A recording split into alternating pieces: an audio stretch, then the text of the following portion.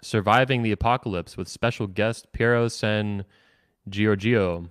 Giorgio. I'm not sure how to say that. My grandmother would be ashamed of me. I'm part Italian. Anyway, this episode's been very exciting. Obviously, focused on the current pandemic that everyone is facing around the world, and also we'll also be joined by Noah Ravoy. Before we get it, bring both of these guys on, our special guest today, like I said, is the author of this book, co-author Piero. He's actually a former speaker from the 21 Convention 2019 in Warsaw, Poland, where I got to meet him last year. This is him speaking at the convention. And here in the Redman Group as well with George Bruno, Ivan Throne, Steve the Dean Williams in Poland. Actually, we filmed this coming out soon. He's also the author of Survive, badass book. You can get that on Amazon. Surviving the Economic Collapse.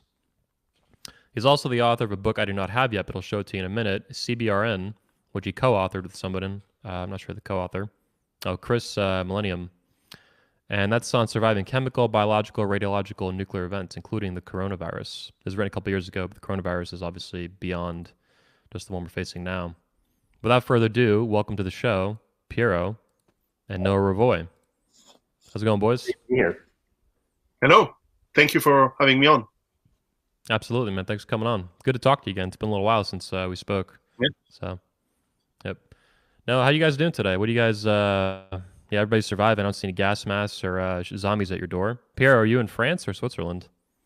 I'm in Switzerland, and as a matter of fact, just as you were calling, I was putting some extra masks Nice. in a small package that I will send to some friends who work in ambulance services in Geneva, in town, here in Switzerland, because I don't need that. I'm confined in my beautiful farm in the mountains. It's we play outside with the children. I don't need the stuff anymore. So I'm keeping 3 or 4, and then I have some that I reuse when I go to do groceries, and the rest I'm sending to people who actually need it. So see, we preppers and survivalists, we store stuff, we prepare stuff, but when it's needed, we're there to help. Yeah, fuck yeah. Yeah, talk to me a little bit more, and we'll talk to Noah as well. Noah's actually based in Portugal right now, in Europe, and you're in Switzerland. So talk to me about Switzerland first, Piero. I'm here in Florida in America, so I can give I can feel what the whole state's like. I've been driving around the state, actually, getting a feel for it. How are things in Switzerland? One of the safest places in the world, I imagined. We are confined, not to the extent that Italy is, but the government is encouraging and asking people to stay as much as possible home. Most of the shops are closed except for pharmacies and foodstuffs and shops that provide food for animals, for people who have animals at home, such as crop farmers, things like that. So we are in a quite unique, and I think it never happened before, situation, just as most of Europe now. As the epidemic progressed, and we will maybe discuss later how mismanaged this thing has been. One country after another has shut down, and eventually we need to be as able as possible to help each other, and also to keep our spouses, children, and neighbors in good we need to be in good relationships, because 1 or 2 months, I think it's going to be more likely to be 2 months at least. It's a long time when you need to be together, and we're lucky here. I have a farm in the mountains. I live in a farm, so it's it's very easy to go stroll in the forest, and you go with the kids in the fields, and it's really nice. If you live in a 50 square meter apartment, 4 people in the city, it's much harder, and we'll probably talk about that. But I predict a lot of divorces, and sadly, I predict a lot of murders. Holy shit, Jesus! Probably a lot of babies too, huh? People running out of condoms and stuff. Not mutually, nothing is mutually exclusive. Yeah. Well, when you're isolated with someone, your relationship becomes more of what it was. So if it was good, it becomes better. If it was bad, it becomes worse. So it makes it more of what it was. It puts it to the extremes. And, my wife and I, we spend a lot of time together anyway. She works from home part of the time. most of the time that she works is from home, and I work from home as well. So we're always spending time together. For us, the all that it's meant is that we don't go out so much. We don't take the kids to the park, but otherwise it's pretty much the same. We're under quarantine here in Lisbon as well. Or I'm not in Lisbon, I'm just outside of Lisbon, but it's at the moment, it's everyone's very positive, very happy. It's been the first week. It's kind of a vacation. And as things drag in, we're going to see what really people are made of.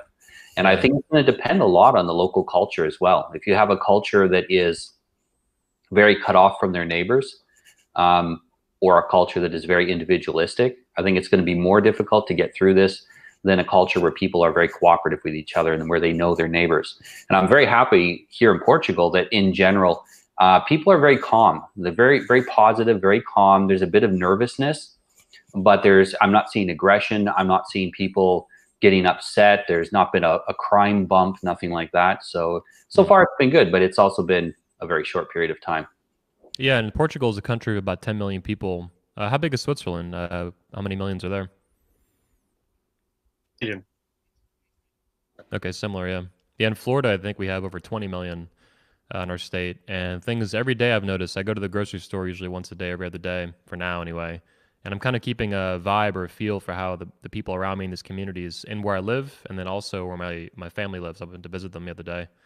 And every day that goes by, people are a little bit more antsy, a little bit more nervous. There's more masks. You see the frequency of those N95 masks and things like that. More people are wearing those. There's more. You can feel people, even like if you're near them in line, they get tense, they get antsy. And it's interesting to see. I've never seen anything like it in my life. Obviously, there's been, in America, we had 9/11 back in the day, and there's been other epidemics and things that happened. But yeah, this is pretty amazing. It's there's a lot I want to get into with you, Piero, and as well with you, Noah. I really like what you said, by the way, Noah, and I agree with you that this is going to be a stress test. I think is a way to encapsulate what you were saying for relationships, marriages, boyfriend, girlfriend, and everything in between, as well as with your children and things like that. A lot of people are used to the government, of course, taking care of their children all day, every day. So, before we get more into the show, Piero, can you tell us more about your background? As far as I understand it, well, first of all, Sure. you were introduced to me by Jack Donovan, a veteran speaker of the 21 Convention at this point, a good mutual friend. Yep. And as I understand it, you're Europe's top survivalist author and expert. Is that about right? Well, my background is actually in software. I was, managing software companies for 20 years across developing markets, and traveled across over 100 countries, and I really know the world. And in 2005, I started to feel that the economic system is eventually going to collapse sooner or later. And I started to work on, to dive deep into the survivalist and prepper culture, and started to apply some of it for myself with my family. And indeed, we bought the farm. We got into this farm here in the beautiful mountains in Switzerland, and started to grow. What we try to do is self-sufficiency. It's not just storing beans and have stores of food. It's about growing a lifestyle that aims to have freedom, and freedom through self-sufficiency, so that we don't need the state, we don't need others as much as possible. You will always need your neighbors, of course. So we we integrated ourselves into the local community. And so, indeed, since 2011, I came out with my first book, which you mentioned, which you have now translated, of course, in English, and which has become, an international bestseller.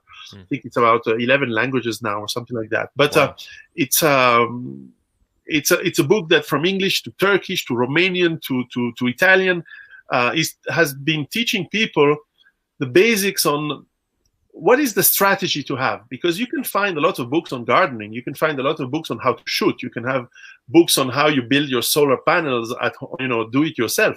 You can find all those sorts of things. But what you need is a strategy, so that you don't become the crazy survivalist guy that the media make fun of. They show this guy who's a half crazy in the bunker with lots of gun and a bit paranoid. Yeah, which is not common. That almost doesn't exist. Find that one. So they caricature the image. And on the other hand, you have the old cat lady that has its home, a little garden with some aromatic herbs, but that's the other extreme. It doesn't bring you the community and the self-sufficiency that you need to be really a free man, which is what we want. And free man means a free people, and that means a free nation. All of things we are not today. We have none of that anymore.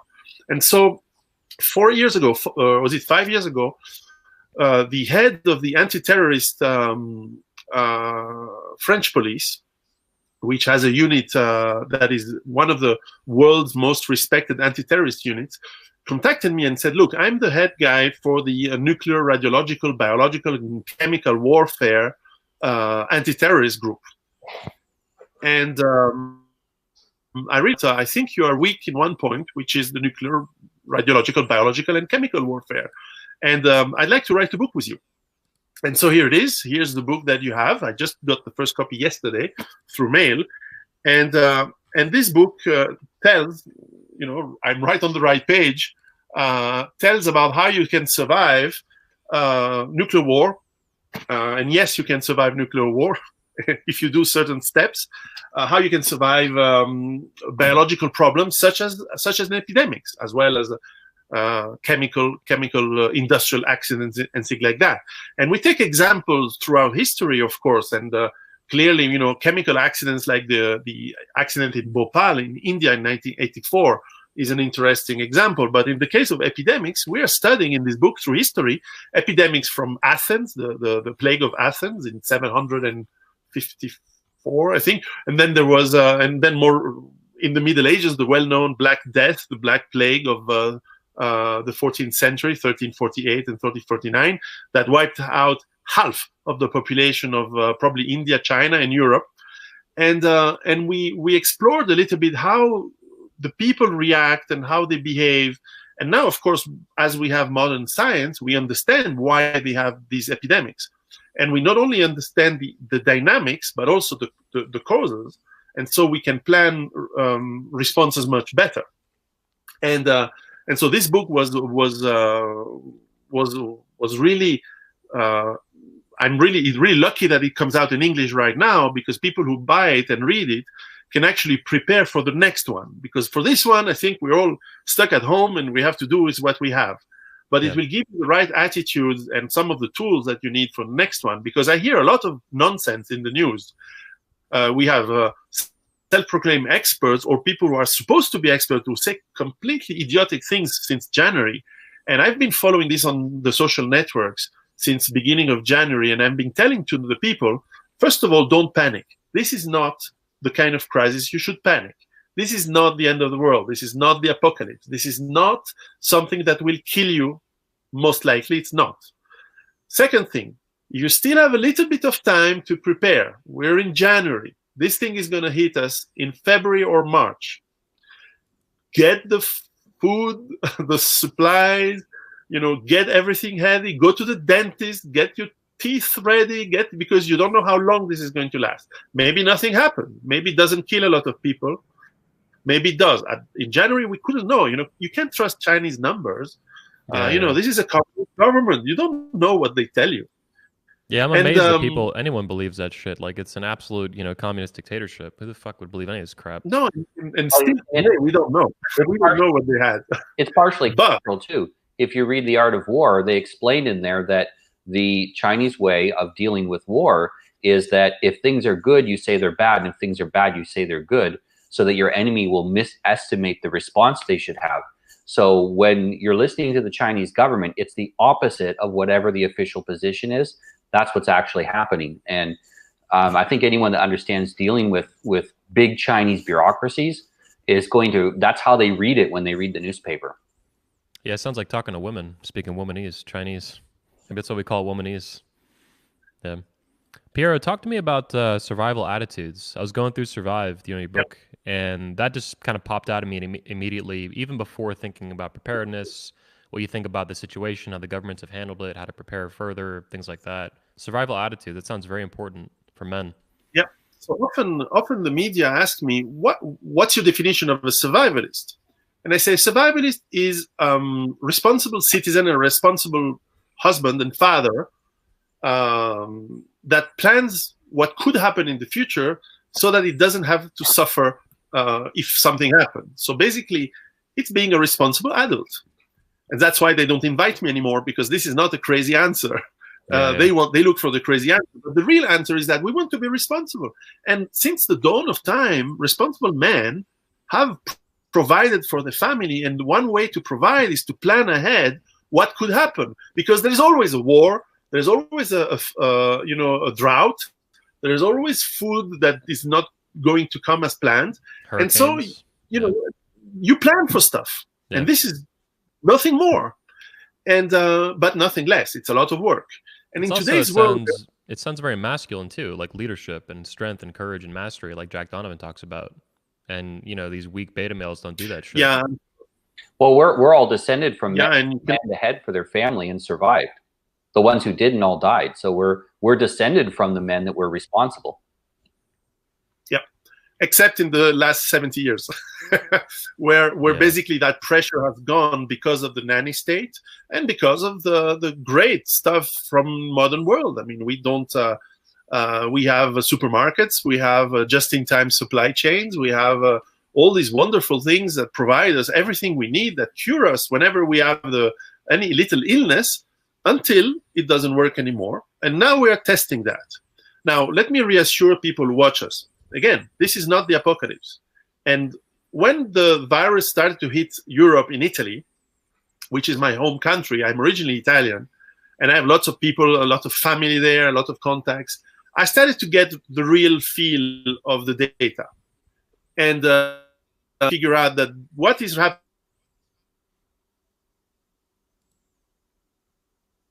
I froze up. I think he'll be back in a second, guys. Just hang on. Are we still on? Pierre, yeah, you had a connection interruption. Yep. I think you're fine now. You're back. Okay. So there's 3 problems with such an epidemic. The first one is the sucker, the bastard virus itself. Is it going to kill you? Are you going to get it? Are you going to die from it? When it was from China, the data was Chinese, we had no idea. And as it started to grow in Italy, I started to look at the data. I called a few friends who worked there, and I got the numbers, and I started to understand what's happening. So this thing is very contagious, but it doesn't kill a lot. It kills mostly people who are people of immune system are majority old people who have also problems with the breathing, because this virus is peculiar on attacking your pulmonary system, as most coronaviruses do, as we explain in the book, by the way. And eventually people of any age, but who have severe health problems, such as severe obesity, who have severe lung problem. So it doesn't kill a lot of people. It's probably going to be 0.5% to 1% of the population who is really going to suffer from this. 99% of the people don't have this kind of problem. Maybe a little bit less in countries where you have mostly obese people, but it's not a lot. Now in Italy you have a lot of old people. That's true, and this is why they had very high numbers at the beginning, and now we can start to feel it starting to drop. And so that's a very reassuring message, that we are not going to die. This is not the zombie apocalypse virus from the movies. This is just another virus, and it's more than the flu. Yes. So people who said, "No, it's nothing," no, it's more serious, but it's not that bad. So we are lucky that this is not that bad. What are your thoughts on the virus killing people who basically the hospitals get overwhelmed, and then that would maybe bump the death rate up to 3-4% or something like that? Well, that's the second problem. The second problem is that as we started, because this is the culture of the modern world, we try to save everyone. Yeah. And I'm not going to judge whether that is good or bad.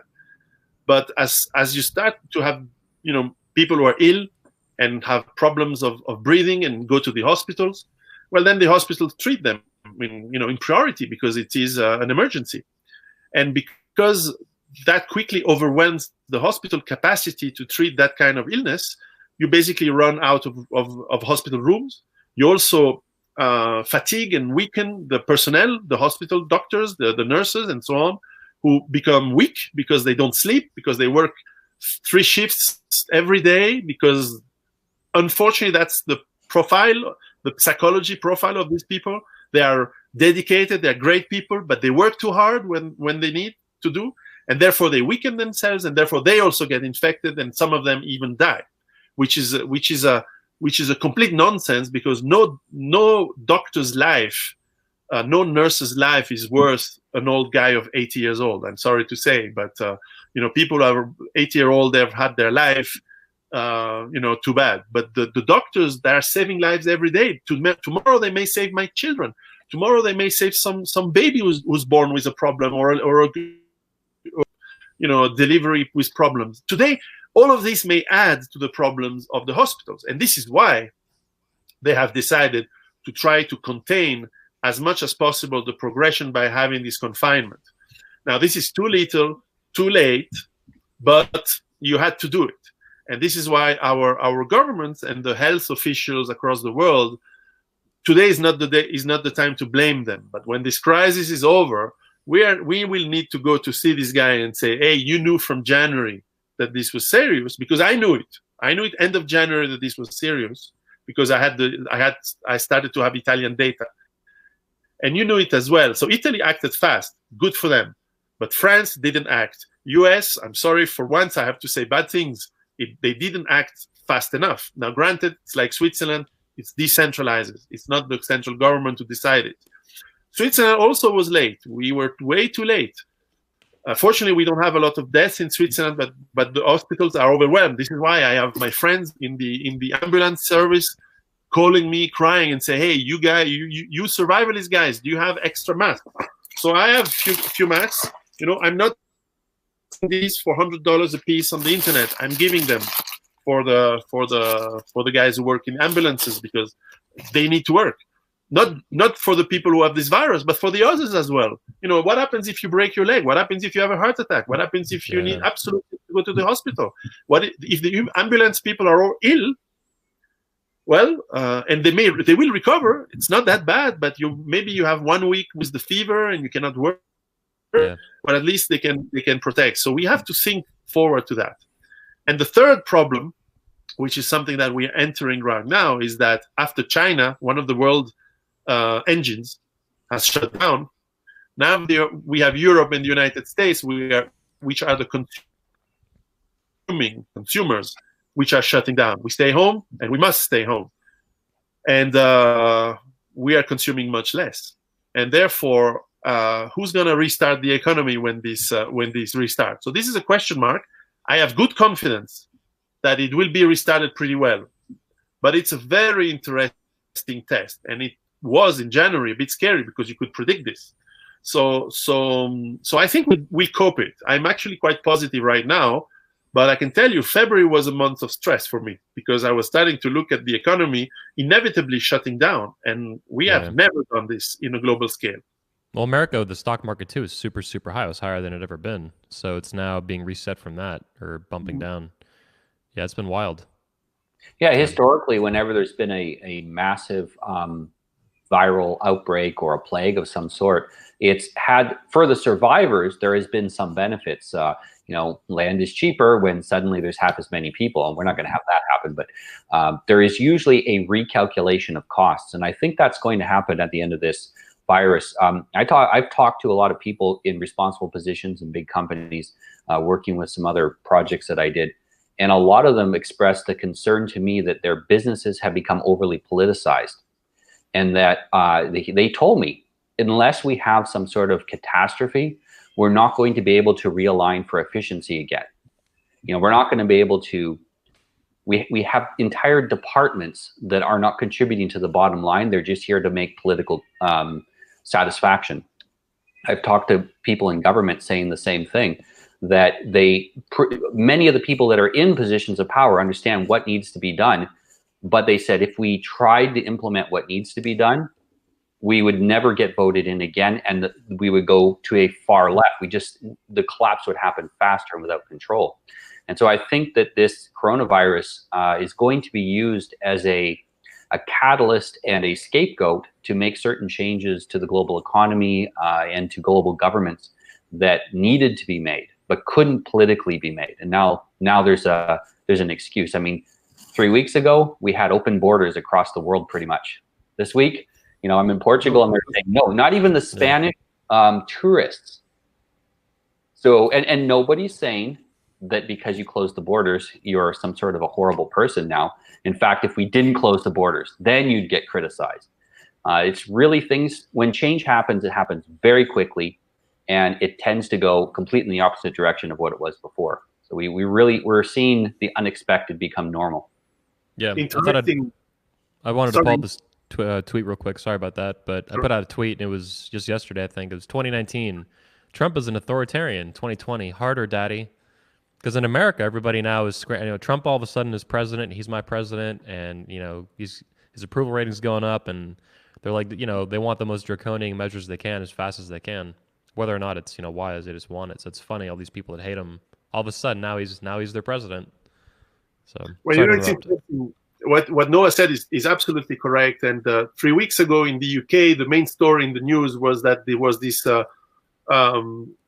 young man, girl, we don't know, he was a non-gender specific person who complained and it was reported on all news, that he couldn't find a hairdresser for his gender, because you have a hair salon for men or for women, and he was complaining that there are no hair salons for non-defined gender people.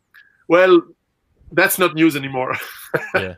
So indeed, all this shit about this crazy anal stage society, as some people call it, where we have regressed to the intellectual and emotional level of a 3-year-old. This was wiped out completely, and no one is about that. And now people are trying to haggle for masks at $100 a piece, and which is also silly. But the craziness of societies is a sign of decadence, which is a sign of too much luxury. Yeah. And therefore, this is a very, and we have it at low cost.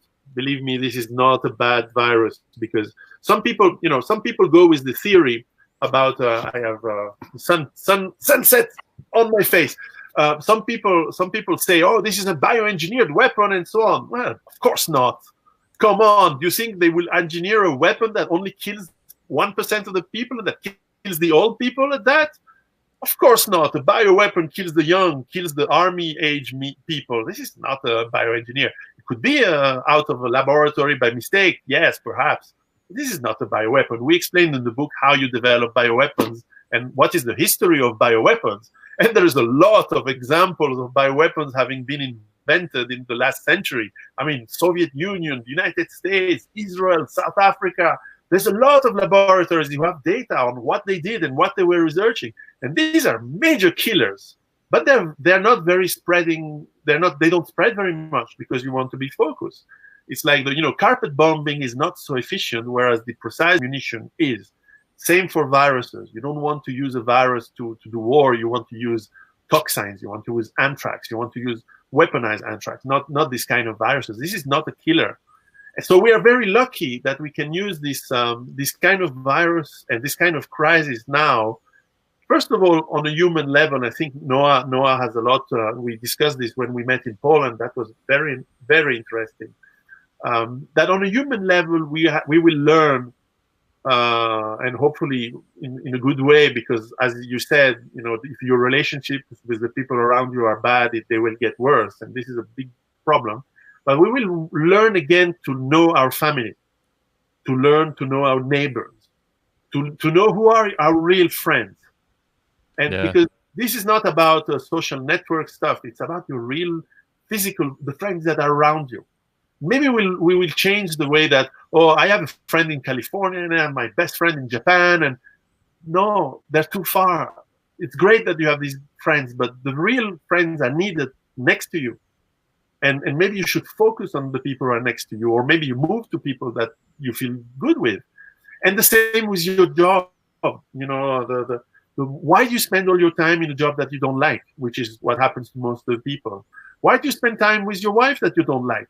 And so on and so on. A lot of people will ask all these questions. And a lot of wives would say, well, why am I spending time with this guy? But we knew that already. However, on the human level, this is very important. And then, of course, there will be the changes that Noah just mentioned on the international and on the cultural level, which for most of them are impossible to predict, because indeed they are, as the Black Plague completely changed Europe, this virus will completely change the face of global culture in ways we cannot even imagine right now. And it will be super exciting to be part of the people who, because we have predicted this before, that could perhaps give the right direction so that we don't move back into the crazy stuff that we lived in the last 5 to 10 years. Yeah. Yeah, so some examples of that would be open borders, becoming closed borders, migration, slowing way, way down. But I know even in America, so I'd look, like if you have some more examples, but in America now we're seeing the federal government tell everyone to homeschool their children, which is in America, this is hysterical. The federal, the Federal Department of Education used to not even exist, and they were trying to abolish it in America until the 1990s, when I was a kid. They didn't want it, and there's no constitutional provision for it. But now they're telling everyone to be homeschool, which is probably the best thing anyway for your children, out of the government socialist bullshit that you're taught, which came, I think from Europe. It actually came from Germany or some shit. Yeah, it came from Prussia. Here we did a soft quarantine for about 2 and a little more weeks before we did the hard quarantine. The soft quarantine was all the bars were closed at 9 o'clock, so nobody's out drinking until late at night. They're at home. We discouraged the tourists, who are very disruptive to the local culture, because they come in and make a lot of noise when people want to go to sleep or have their kids, and that was gone. So women were at home looking after their kids. The bars were closed. People were eating dinner with their families. It was like the 1950s again. Yeah. And it basically, 1 week to the next, everything changed. And you mentioned that we talked about how a lot of people are going to say, oh, my marriage isn't good. For those who are thinking like that and saying, oh, I'm already having problems, now it's going to get worse, that is a choice. It's still a choice you make. You can choose to fix it. And there's no better time to do it than when you're stuck at home. And nowadays, hey, we have things we couldn't imagine 20 years ago. We can have a conversation with 3 people on 3 different parts of the globe. If you need help, you can find a marriage therapist who's online. You can find or a priest or whatever it is that you happen to feel trustable, that you can trust to give you advice. But now's the time to go out and do that. Start. The people who invest in the bad times are the ones who get the best return. The people that ignore the problem and just kind of hunker down and do nothing, actually they end up with often the worst situation of all. Piero, talk to me about the collision. I saw this in your book in Survive, and I like this idea a lot. I know it has a lot of value, and our guys I don't think they know about it. Talk to me about the collision between a natural disaster like this, a pandemic, a virus. I agree with you. I don't think it's a bioweapon, so it's just part of nature. It's some stupid shit happening. And then I think you're right, too. It's pretty cheap. It's going to kill a small percentage of people compared to like the Black Plague, which killed, half the population of Europe. So talk to me about the collision between a natural disaster like this and the economic man-made disaster that we're seeing. I don't know if you see, associated with it now. The economy is shutting down. The stock market's, under fucking crazy volatility. Unemployment, they're saying, could go to 20% in America, which is super, super high. So we're seeing the collision between nature and, pretty unstable economic system in the first place. Everything's built on credit and on debt. All this, stacking of insane and all this banking shit we do. That's been going on for a while. It's not new, and that's probably a bubble that's going to pop anyway. Yeah, well, the economies from 10,000 years ago always have been based on very close relationships between people who produce stuff, food, and whatever they manufacture, and the people who eventually consume them. And as the complexity grew, with computers, we started to figure out ways to make sure that there is no inventory, as little time as possible from production to consumption. And therefore, we have this concept of just in time that was invented by the Americans, but really applied in Japan and then expanded all over the world, the Toyota model. And this amazing concept is great for profit. It's great for companies, especially thing area. No one thinks about, hey, is there a problem with having all our medication, all the antibiotics built manufactured in China? Of course not. It's cheaper. Let's do it so that there are more. So yes, on one hand, it's very efficient. It's very it reduces cost. It provides more for people. But on the other hand, it's quite fragile if you have a different number of catastrophes happening together. Now we have obviously a pandemic. It could have been something else, like during the tsunami in Japan in 2012. There was suddenly a major drop in manufacturing because a lot of spare parts were manufactured in Japan, in that area. So but that was a small catastrophe. But now we have a global pandemic with the whole world shutting down. So all these just-in-time things don't work anymore. We're going to discover that managers from Florida don't, by magic, get to Chicago or to Toronto, or oranges from, or I don't know, peas from Kenya or from Chile don't get by magic to London and Paris and Tokyo. There is actually a process that is not working efficiently right now. Now, I have contacts in the shipping world, and I know that there's still some shipping being done. There is still some commerce and some trade, but it's a very small number of people. And add to that, the fact that you have now, of course, you close borders, and also you have workers in the fields who are sick potentially, and also have to be at home or to be confined. And so who's planting the crops for this summer? So fortunately, this is not a major problem, but theoretically, major concern for me, because I started to ask around for all the farmers in Switzerland and say, guys, are you ready to plant the crops? Because if you don't, we starve this summer. So who's doing the job? So I finally got reassurance that the government understood the problem and called the farmer and said, look, if you have problems, if you have cash issues, if you have, we will get you some money. Indeed, they financed massively every little business so that they could actually work the farms and so on. But then you have the other small economy, because the big companies, the Wall Streets, the huge nationals, they have enough cash to pay their employees for 2-3 months without working, if needs to be. They just take a hit for a quarter, and then it's back to normal. Small plumbing company was 3 employees. Who's going to pay their employees? They don't have the cash. They don't have the treasury for that. They will go down if they don't get help. And then the people who don't get help, how are they going to pay the rent? And the people who own the house, who barely can pay the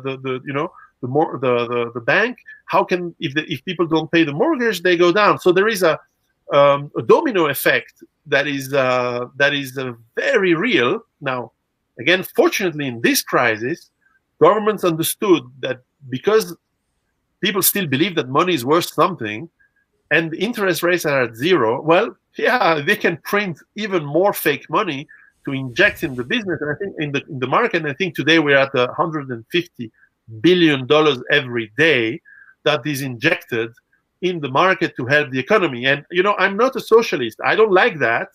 But I must recognize that, this time the cure needs to be that. And in the end, it's much better than spending it in wars overseas. So after all, why not using this crazy money, this helicopter money right now in the market? But there will be consequences in higher debt and potentially inflation in a longer term, which is going to make our global system even more weak in the future. But at least for this crisis, this year, I think we are going to go through it pretty well. And we're lucky. And as I mentioned before, I think there will be some recalculations, and there's going to be a change in what governments are willing to accept. Across the West, we've been creating an underclass that's dependent on the government, and that's being done for voting purposes. But it may be a weight that the government can't hold anymore. If they're not only printing money to pay out, they're also getting less taxes coming back in, because You know, a lot of people are sick, so they're not working, or they're not working because their companies are shut down. If tax revenues drop, spending drops, so then they also don't get sales tax. They may have to recalculate what does a welfare system in Europe mean when there's no money? Who are we going to prioritize? Are we going to have to send people back that aren't working, that were not born here, that still have connections in their country? Maybe we do. Maybe we have to recalculate things.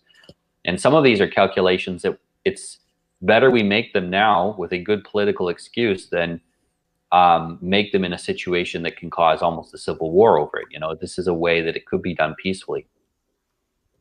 Piero, talk to me about the, I might pull up an article here on it. Talk to me about the, yeah, I'll pull it up here. Perfect.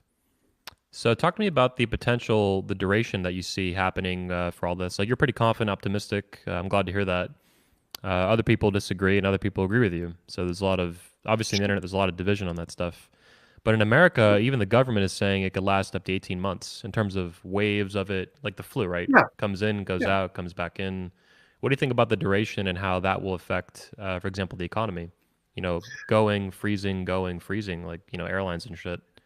Yeah, I think that first of all we have to look at this containment and this being staying at home policy, and I think this is going to last at least 2 months from the moment it starts, and I don't see how it can be shorter, because they always say 1 month, but they know it's going to be longer.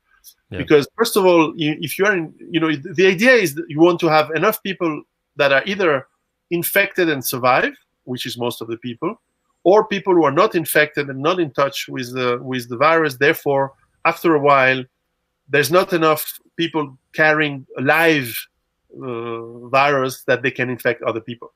So to do this, having people staying at home, well, what's going to happen in the first 15 days, if anyone who's infected is at home, he or she infects everyone else in that home. So that's 15 to 20 days. And then you have to wait for these other people who got infected another 15 to 20 days so that they either survive or die, which, again, most of them will survive, no problem. So it pushes you to 40 days, and you need to at least add another cycle to be really sure that there wasn't a guy hidden in a closet that didn't, you know, so that you get another 60 days. So that's 2 months. And then you probably can get people out. And by the way, and once again, we're lucky. And what's going to happen is that after 2 months, people will realize, but hold on a second, no one died.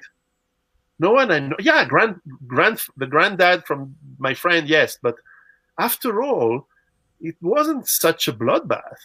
So, okay, we can restart the economy. And yes, the government says this can last 18 months.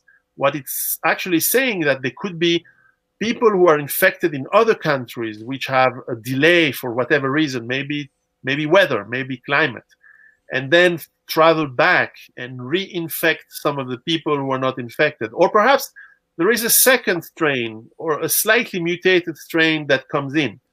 But once again, first of all, there will be no need for containment at this time, and there will be no need for shutting down the economy a second time, because most people will have immune system. And if there is a new strain, 99% of the time, a virus mutates to a lesser killer, a less virulent system, because it just makes sense. If it kills more, it doesn't spread. And as all living things, it wants to spread. And the best way to spread is to be a parasite and not a killer. And a virus is a sort of parasite. We don't really understand what it is in terms of a live being. It's a strange live being. It's not really alive, but it is alive. So it's and therefore the second wave is not going to be that bad. And so people usually say to this, oh, but the second wave of the Spanish flu was harder than the first. The spreading was slower at the time because there were no planes. There was not such an international travel. And in fact, by the way, borders were instituted 150 years ago to stop plagues, to stop cholera and plagues like that. And the Spanish flu, which was a Chinese flu, was an exception because of World War I. There were soldiers traveling from one continent to the other, and therefore spreading the disease, despite the despite the borders which were not taken care anymore. In fact, it was called the Spanish flu because the Spanish were the only ones who mentioned that flu, because everyone else was under war censorship. Every other country didn't talk about it because it was censoring the news. So today we're not censoring news, or at least not in the same way. We're probably censoring shows like ours and yours, but they're not censoring this. In fact, they were actually downplaying in January, and then now they're overplaying it. But I think the next phase, people will be smarter and say, well, hold on a second, this is not that dangerous. And now we want accountability on these things, because you guys have been too slow. The World Health Organization was the first one to say, oh yeah, it's dangerous, but we can keep flying. Yeah, the hell, you're going to pay for that, my friends, because you shut down the economy. People lost their jobs. There's going to be economic disasters. I mean, not cataclysmical, but still pretty bad. So bankruptcies and stuff, yeah. Yeah, there will be bankruptcy. Then not every government, the welfare government of the West, despite their horrible philosophy, they will at least be able to keep the economy alive. But a lot of countries in South America, in Africa, and all that, they will be slaughtered, economically speaking. And even hospital-wise, there's going to be trouble. But I think we will grow smarter from this, because when you suffer, you learn. And then when the weak, the 100-pound leftist guy starts to say that we should perhaps, like they're suggesting this in France, that it's not fair that people in prison can get infected, so we should let them go home. I mean, these people, these leftist people, if I say the deep thoughts that I have, I think we should go for a travel on helicopters. But anyway, that's just yeah. South American style. Yeah. Yep. Or that was out in Chile. They were throwing the communists out of it was Chile, I think. They're throwing the communists out of the helicopter. Yeah, I don't like that kind of stuff, but sometimes it's necessary. Well, we have to see that people that are advocating things that end up with millions of people dead. If you're advocating open borders. And open borders is part of the problem that has caused the plague, you've murdered people, and we have to take it seriously. And I think it's hard to do that in the theoretical, but we're not facing the theoretical now. We're facing reality, and things are going to change because we're facing reality. A lot of my male clients have been saying recently, I feel like more of a man during this, because I have to think ahead. I have to plan. Things are serious. There's actual danger, even if it's a very small amount. And it's changing how I'm viewing the world. Guys who are dating, they're saying all of a sudden their girlfriend is getting in line and saying, well, what do you want us to do? What should we do? What are we going to do next? And relying on them. And, gender roles are normalizing, things like that. We also... all of a sudden the feminists are no longer strong, independent women. All of a sudden they're little girly girls. Yeah. Well, in times of crisis, men come out of it very well. We do well in times of crisis, because our entire thing that we do is we take chaos and we turn it back into order again. So when the world's going chaotic, there's suddenly a demand for our services. And I do think that on the second time around, not only will the virus be different and therefore probably less lethal, but people are going to start recalculating what's important. A lot of people who've been letting their health go are going to say, I don't want to be a victim next time around. Man, my friend, he nearly died from it in the hospital. He was really sick, and I'm worse health than he was. If I'd gotten it, I could have died. And people will start making that calculation. I think we're going to see an end to the body positivity movement, because you're either the proponents are either going to die in hospital, or their advice will die because it will become unpopular. People will say, this is the potential. Already, it's the underweight and the overweight that are at the highest risk. It's smokers. It's people taking drugs. People say, oh, it's harmless. Do this, it's harmless. Well, and people are dying from it now. Reality is caught up with us. And this is the plague of 2020. What's the plague of 2021? It might not be coronavirus. It might be something completely different. And the people who prepare physically, mentally, and economically, and prepare themselves are the ones that will come out of anything better off. Yeah, that's, the year you mentioned, it's the plague of 2020. But in addition to that, I was researching the hurricane patterns, expectations for 2020. And it's not looking too bad for Florida and eastern, United States, America. but it's supposed to be above average. It's supposed to be actually more storms than usual, more severity, a little bit. So that might happen here in America for Florida and these other states, and that's going to be on top of all the bullshit happening now. You know, even if the coronavirus dies down, that's going to smack people in the face. But maybe this time they'll be prepared. You know, in Florida, you think all the Floridians would be prepared for hurricanes, and they never are. I am, but I'm 1 out of 10 people that do that, and they tell you every year. They bitch. You know, they're like prepare, prepare, prepare. Nobody fucking does it. They Well, have 2 days worth of food, and they're fucked. So I must say that, I must congratulate you on one thing. You invited Thank me you. in Poland to tell your audience, your family, your tribe to prepare. And a lot of them eventually read my book. I'm in touch with some of them as they ask questions and so on. Well, these guys are ready. They have been ready for what's happening now. Yeah. And so now I have people calling me desperate, saying, "How can I buy a gun? How can I plant my? What can I do? Do I need to?" And I say, "You know what? Right now you can't do much. It's too late. You're in the middle of the storm. In the middle of the storm, you don't make a strategy. You apply whatever strategy you have, and if you don't, well, learn. It's too late to learn to swim. You need to make that boat go through that storm. They're going to learn the hard way. But get ready for the next one, because Noah was right, and we're lucky. We still have oil, we still have energy, cheap. We still have intellect, power within people. Okay, a lot of us have been have been shunned by the media, have been caricaturized, have been censored, but they will not be able to do that much longer, because people will just say, well, fuck, we go to alternative media for starts. Everyone is on BitChute, everyone is on other platforms, and also, after a while, you learn the people who predicted things. And I can in the book you have, if you look there is a chapter which basically talks about the unpredictable things. There is a chapter on viruses, and of course, in this one, 2016, when it came out in French first. There is a chapter on coronavirus as being one of the possible emerging new illnesses. And at the time, there was MERS-CoV, and these viruses is actually MERS-CoV-2. But so we added a little chapter on it to be sure to be up to date. But these things, we told people what to do. We told people what to prepare. But the media say, oh, no, it's doomsaying, And I said, well, it happens all the time. It just didn't happen for the last 30 years, but it happens all the time. And in fact, viruses have happened every year in the last 20 years, and we list some of them. And there's a lot of them. Now, fortunately, most of them didn't reach the West too much. They didn't do many deaths across the world, but they had localized. Some of them have localized the carnage. I mean, Ebola in 2015, that's 15,000 dead. That's slightly above the right now, but obviously it was localized in a few countries, and it's not a virus that spreads easily. It's a heavy. Anyway, we explain why in the book.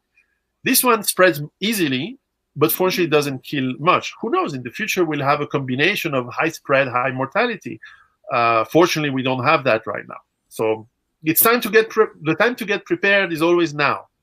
Well, and I think that it's good that everyone's kind of experiencing this together. When I was a kid, a virus passed through the area where I was living in Canada, and a friend of mine who's a couple years younger than me, he ended up in the hospital temporarily paraplegic. My brother lost his eyesight and was basically a vegetable the rest of his life. And my mom went blind, which she eventually recovered from, but it took her about 6 months. My brother and I got it. We were very sick, but we didn't have permanent damage because we got it like 3 or 4 days after my youngest brother got it. And so they already knew what to do. They knew to give anticonvulsants if you started to convulse and other things, but it happened to affect the spinal fluid. And so it would get into your brain and cause swelling. And it paralyzed about 2 or 3 dozen young people in the city that I lived in.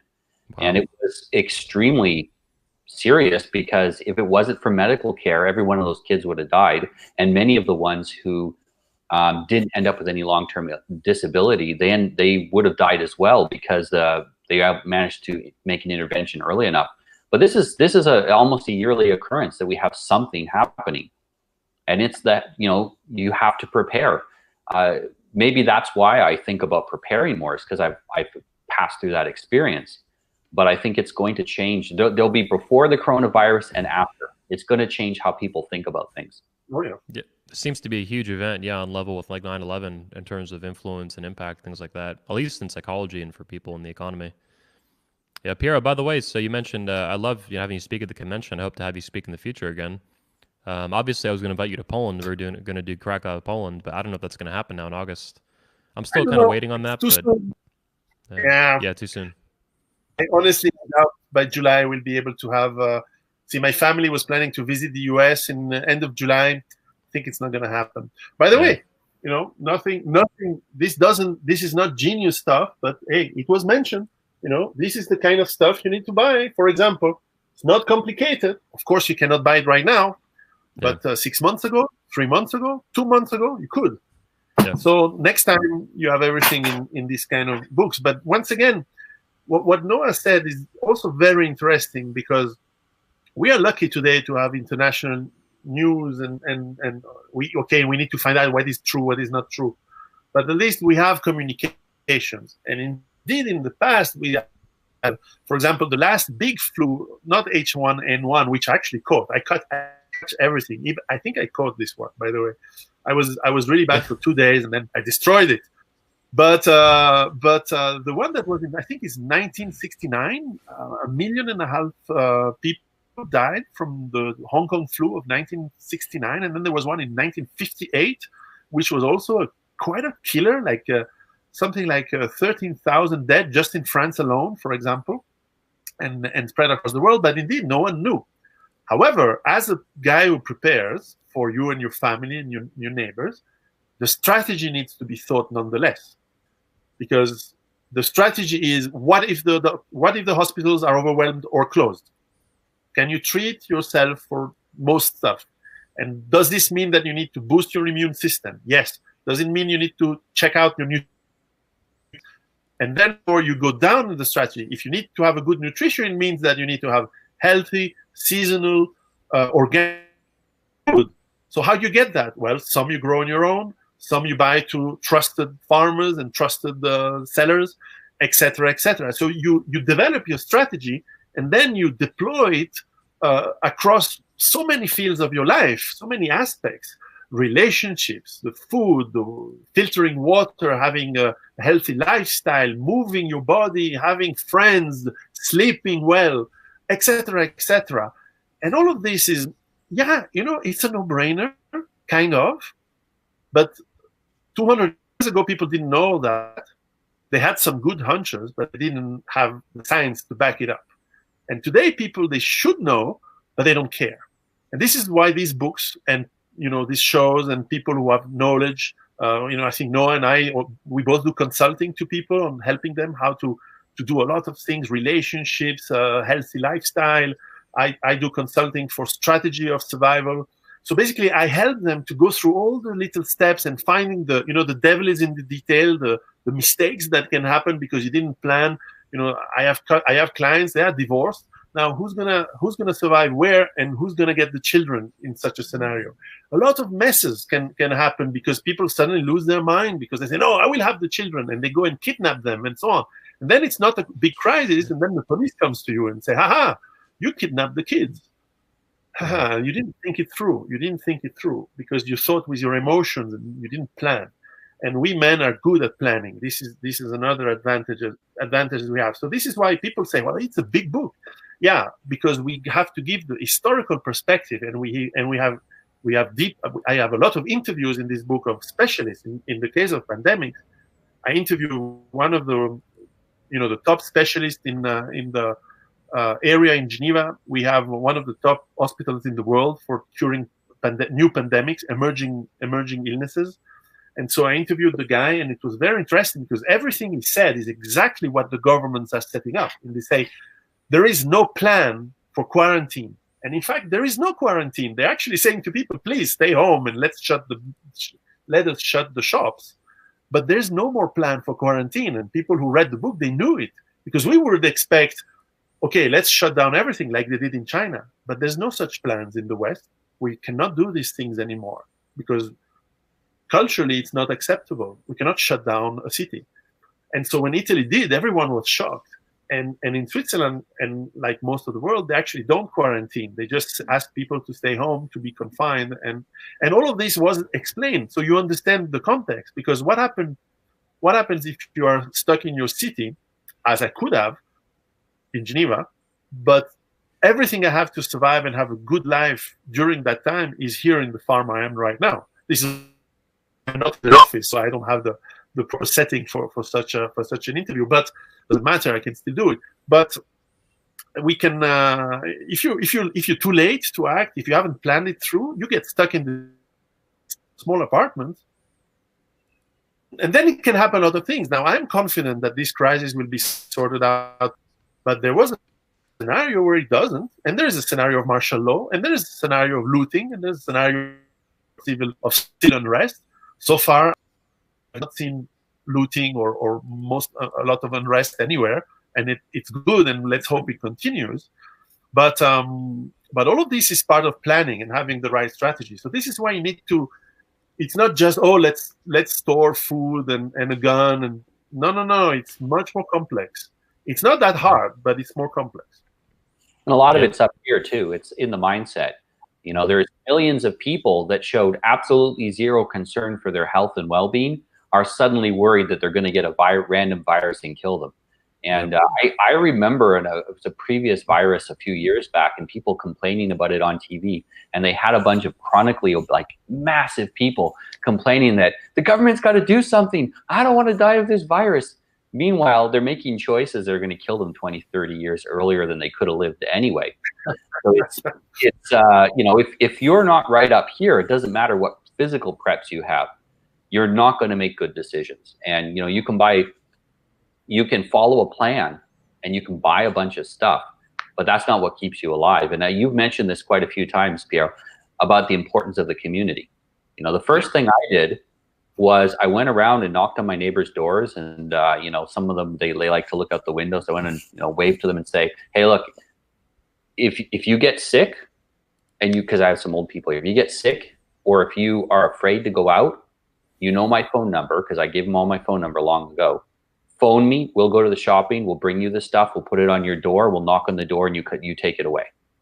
You know, I went and talked to the other men, and I said, if things get bad, we got to look out for each other. You know, we got to, if we have to, you know, how will we, you know, park a car in front of the door to block the doors to the apartment, what we have to do to protect ourselves. And then the other guy's like, yeah. If things get bad, that makes sense. They wouldn't have networked on their own. There needs to be, if you are inclined that way, you need to take the lead on it, because a lot of men will follow, but they're not willing to lead.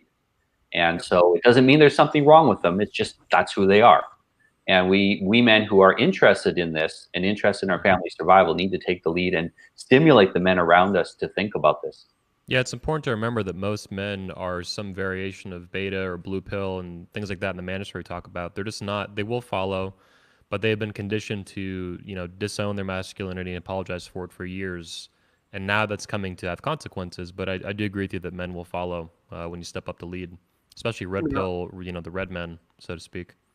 Yeah, and if they know you're there, if things get bad, you'll see the attitude change. Sometimes there'll be a little like eye rolling for now, and then you see things get bad. And I've seen that. I've seen this because I started this before. Telling people this, you know, someone new moves into my neighborhood or like one of the buildings close to me, I'll often knock on the door and say hello and, you know, let them know my phone number and stuff in case there's a problem. And you know, I'll mention, I prod them a little bit to see how awake they are, if they're red pilled or not. And I'll get some eye rolls, and I'm not getting any eye rolls right now. I'm getting a lot of earnest seriousness from people. Piero, I wanted to give a special mention as well. You know, you actually had this guy write a foreword to your book, Dmitry Orlov, and I actually invited him to speak at the 21 convention back in 2010, I think, after reading this book, Reinventing Collapse, which was part of what got me into survival preparation anyway, back in the late 2000s, 2009, 2010. So is he a friend of yours, Dmitry? Do you know him? Yep, I translated his book into French. No shit. Right. Damn. It's a great it's a great book. And, I agree. So he wrote a forward to actually this book. I must let me. Yes, it's still. Yeah. I just received it literally yesterday. So yeah, he made the forward, right? Yeah. Fuck yeah, nice. And it's a great book. One of the best I've read. to add on what Noah just said, which I couldn't agree more. Actually, right now, as you were calling for the show, I was actually sorting out some extra medics that I had in some of the cardboards, and so I'm just making. So here's an antibiotic box, and I'm just sorting out whatever thing I think I have too much of right now, and I want to know that I have them at hand, because indeed, if hospitals are overwhelmed, and if the kid of the neighbor or my kids, of course, hurt themselves and get an infection or something, and if the hospital maybe is overwhelmed and say, look, we don't have antibiotics, we don't have any medicine left, whatever, I have everything that is needed here. I have stuff for eye infection, for blood infection, for a lot of stuff. So I just wanted to make a short inventory so that I can indeed go to my neighbors and say, oh, by the way, if you need medicine, I can get you some. I'm not going to say that I have everything here, but I'm going to say I know how to get you some. Don't worry. It's going to cost you nothing. It's part of the, don't worry. I have that for you. I have your back. And so sometimes people say, oh, but survivalist people are selfish and all, but this makes no sense to be selfish. You want to be open with your neighbors because, maybe tomorrow I have a problem. I don't get fresh eggs, and my neighbors has a chicken and he can give me fresh eggs. Whatever, it doesn't matter. We are a community, and this is how humans evolve: is to be part of a group of 100, 150 people, the Dunbar number, and a group of men, as John Jack Donovan mentioned in his books. We must be feeling part of a group of men who help each other and who actually push each other to be better and more forward thinking and better planning, because I can tell you the next crisis, everyone will have the same inventory of medicine, because I want to make sure that everyone gets the idea in the village and in the town. So that's how we improve. That's how we get better, because we have forgotten all this, which shows only common sense. Well, and the most important prep is to prep your community around you. Yeah. Yeah, I was keeping up, for example, recently a friend of mine, he was stocking up on ammunition. This is weeks ago now. He's in the military, so he was getting ahead of on this. And I was surprised that he had less than 1,000 rounds of ammo at his house. I always keep more than 1,000 with me at my home, well over 1,000. And I hopefully never use any of it. I don't ever want to use any of it for home invasion or looting or whatever the fuck's going on. But I always want to have a lot because I want to be able to arm my neighbors. I don't have enough guns to arm them, but I have enough ammo to help out. A box here, a box there, easy. And in America, it's legal, it's easy to do this, and it's cheap. And what I do, one of the things, I'll be interested to hear what you guys think about this, but I've been reading self-help books for a long time, since I was 17 years old. It's starting in 2005. Tony Robbins, shit like that, as well as many other things too, survival, Dmitry Orlov, and all that. But it's always the self-help gurus, the Tony Robbins. They say small changes have a big effect. So it's these tiny little daily changes you make, these little habits you form that build big things. And the reason I have so much ammunition is because every time I go to the gun range, I buy a little ammo for there to shoot, and then I buy an extra box or two. Yeah. So every time I go, I come back home with an extra 100 rounds of ammo. You go shooting a couple times a year. This racks up over the years, and that's how I actually have so much ammo. I never went out and bought 2,000 rounds of ammo on the internet or at a store. I just slowly accumulated over a couple of years now, and that's why I have so much fucking ammo. Yeah, it's the same way. Like every week since January, we've bought 2 weeks of groceries. Yeah, nice. We're prepared. Yeah, exactly. And in fact, I was saying to my audience, in January, in February, and say, okay, make sure you iron out whatever preparation you need, and probably you don't actually need more canned beans because you probably have that already. But stock on oranges, bananas, mangoes, stuff that you won't get in the next 2 months, especially in this season. So that, and even I did that. I bought crates of oranges and lemons to have vitamin C in the natural form. I went to get mangoes. Okay, we've eaten them. No more mangoes for the foreseeable future. And some bananas because the kids love that stuff. Okay, and now there's no more bananas and mangoes. We're going to move to something else. And now we are eating we have books on how to find out what plants are edible in the wild. So we are roaming the fields, and it's a game. It's a family thing, and as part of the at least daily we walk around, and so we say, hey, this plant looks like something that we can eat. And we had salads. Actually, yesterday evening we had salad with some some of the plants that grow right now, and it was delicious. So, and it's a game. So we have to have this kind of enjoying as well the moment. This is something that often, and I certainly am guilty of not mentioning this too much in my books, but we have to turn this crisis into something that we enjoy ourselves with the family and the neighbors. Where, for example, I went in the basement and I checked out all the canned raviolis that are way over the due date of the can. And so they're still edible, of course, and they're not that tasty. They're not great. But anyway, so I went to the neighbor and said, hey, guys, let's have a ravioli party because I need to finish that thing. And it's a joke, but it's a funny joke because we bring a sense of humor into a situation that can be a bit dark for some people. Yeah. And so we make it fun. And we have these horrible raviolis and we drink a lot with it. And therefore, we have a happy evening and fuck the virus. Yeah. Yeah, and you know, it's often I'm from Canada, so my ancestors sometimes had to spend 3-4 months in the winter frozen in their farm, and they'd be frozen in there. And there were people who died frozen in their farm with food around them because they just lost the will to live from being stuck indoors from that long. Wow. And they just stopped filling the fireplace with wood, and they stopped making food, and they just died, and they'd be found the next spring. And they had a whole series. I remember when I was a kid, them telling me, you know, we read the Bible every day, we talk, we play games with each other, we sing, everyone played an instrument. They would, the girls would knit, the boys had a whole load of chores to do to look after the animals that were out in the barn and chopping wood and all that kind of stuff. And so everyone had something to do. They kept busy, they were happy. And, you know, that's kind of worse in a way than this virus because storm where you're stuck 3-4 months, such snow that you can't walk to your barn without hooking onto a hook. Wow. Is on a zip line, because if you lost the zip line, you'd be frozen 10 feet from your house and not see it, and you'd die.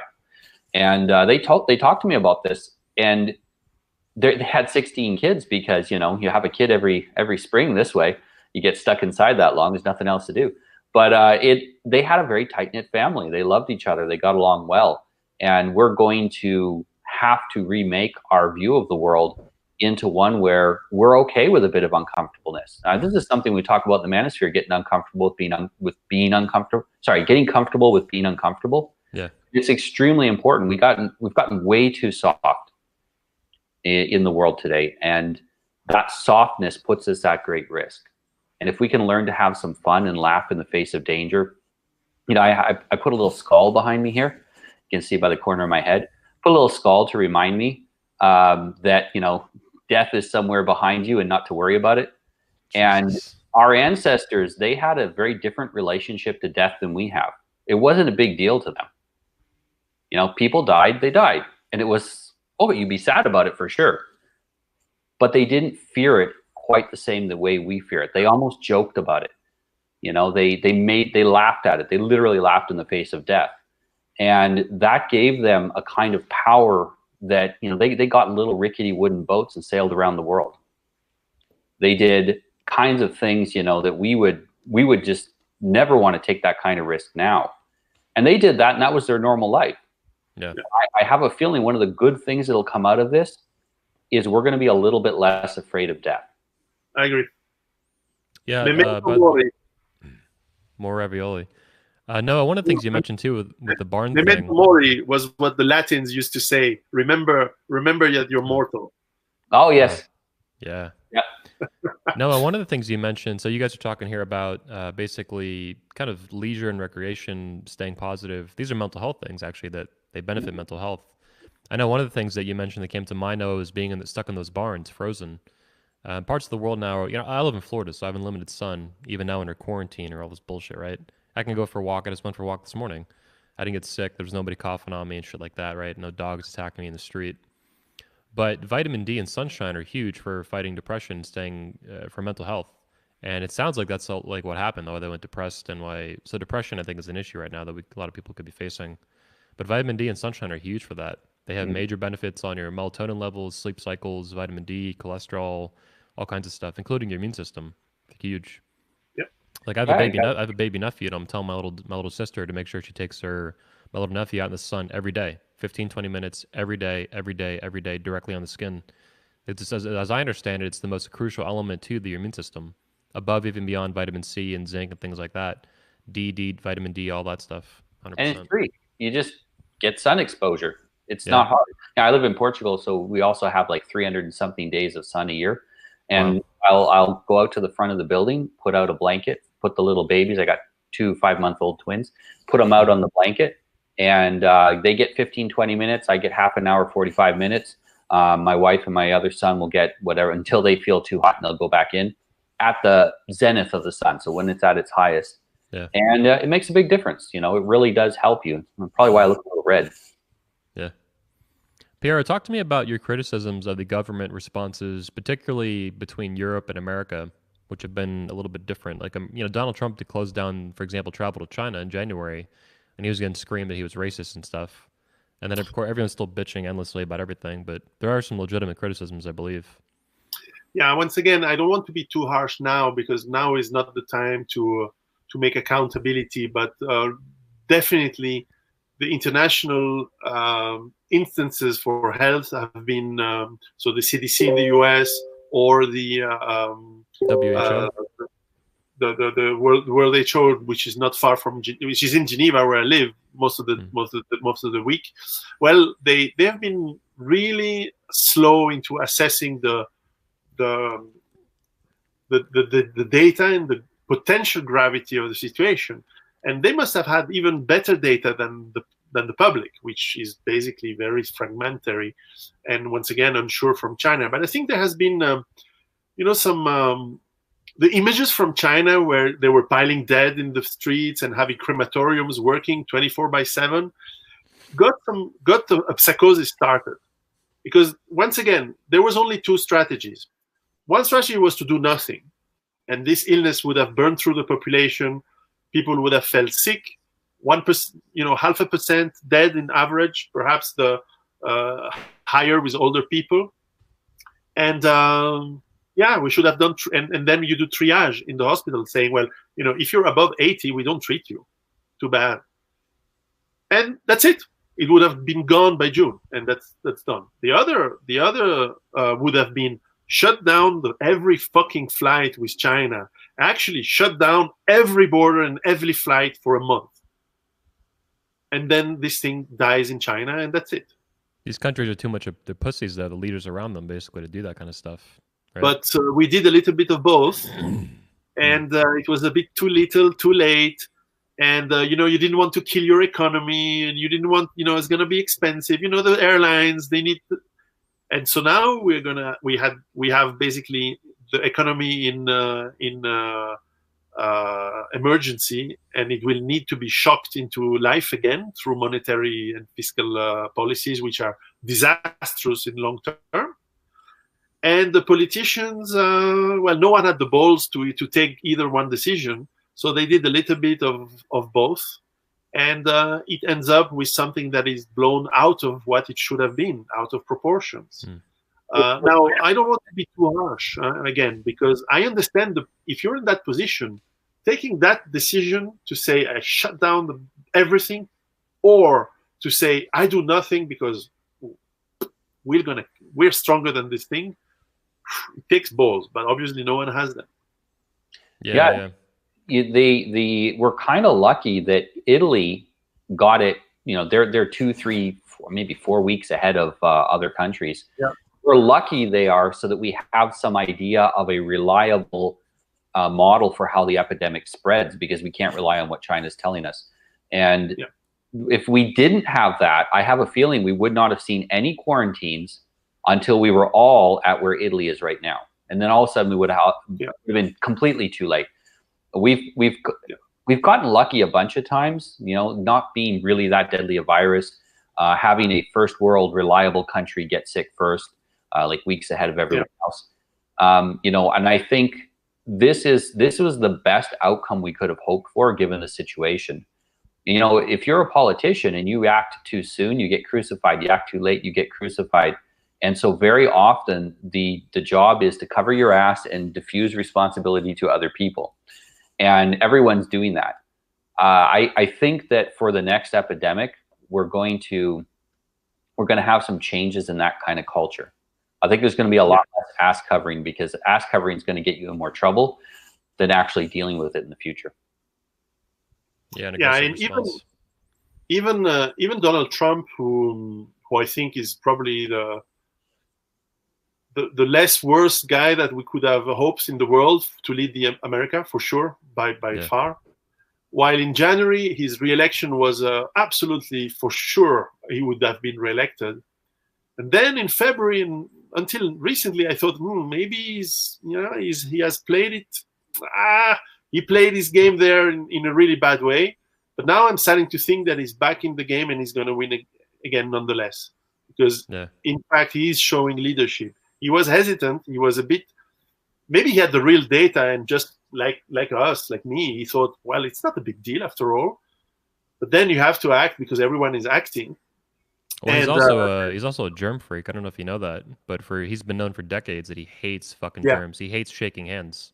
So I was wondering if he's personally just freaked out by it too, because he hates germs more than anything. In his books, he writes about this. He's been trying to abolish the handshake in America for decades. He's serious. He talks about that shit. There is another possibility that the crisis was allowed to happen on purpose when it was realized the virus wouldn't kill everybody. Yeah, could be. Because we needed a crisis. It's possible. Yeah, I mean, it's happened. Yeah, there's some conspiracy theories, but I agree there's possibilities too. I mean, look all the benefits it's having. Homeschooling, people getting red pilled, all the borders are closed. Everybody's cheering, he's my president now, give me the helicopter money. Because we might end the general quarantine. Here in Portugal, the quarantine has come in phases. We might end it in phases too. I don't believe school will start up again until September here. Yeah, same here. And so you're going to have a pretty long period. And how many people are going to say, I've had to adapt so much to homeschooling. My wife had to leave her job, all this. We might as well just continue. Look, the kids are so much happier. And so I think it's going to, there's a whole bunch of countries where homeschooling was not illegal, but it was very frowned upon and made very difficult. And all of a sudden they're making it easier. Yeah. Making it mandatory, basically. Or mandatory, yeah. Yeah. Piero, so let's kind of start winding down here. I have a question that I think a lot of guys would like to know. What is the average guy not seeing right now? Like maybe they failed to prepare and these different things, and they don't know what the fuck the media is, throwing all this bullshit out. Who knows what to believe? It's hard. But what is the average guy not seeing? Is there a long-term, short-term thing that they're not seeing? Besides everything we've talked until now, I think the average guy is not aware of how food gets grown, and that spring is the time that you must get the crops going for the summer, and that everything that we can do to help the farming system to keep going, and I'm really talking about the organic and the farming system next to where you live, of course. I mean, of course, the big farms, the cornfields in the Midwest, they will work, but the real healthy food that you have next to where you live, take this as an opportunity to know the farmers, to know who they are, where they are, if they need anything. Maybe they need some supplies, maybe they need some masks, whatever. If you have some to spare, because they are feeding you, and they're going to feed you this summer and this fall and next winter. So make sure they can work properly and make sure they get their job done. And maybe it's time to make petition to your elected official to actually say, well, look, local organic farming is really important. How about we stop all these stupid subsidies for corn syrup and fodder for feeding animals, and instead we help the organic meat growers, the good local short distance farming from where you live, so that you have healthy seasonal and short distance vegetables and fruits and all that you need, eggs and poultry that is of high quality, high nutritious content, good for your health, and all this crap. Now, I know it's easier to say than to do, and that, as you said, people have these bad habits of eating, and I've been guilty of that. I've lost a lot of weight since last time you saw me in Poland. But definitely, it is part of what we need to do to to be healthy, and you cannot do it just on your own. You need to have your community around you to be involved, and that includes the farming. So I think this is the element that perhaps people don't see in this crisis, is that food that we're going to eat from the summer to the winter is getting planted now, and we need to make sure. All right, fuck yeah. This has been a great episode, man. Everybody's watching. Make sure that you check out Piero's books. His newest one here is just translated into English. You can get it on Amazon while they're still delivering it for now.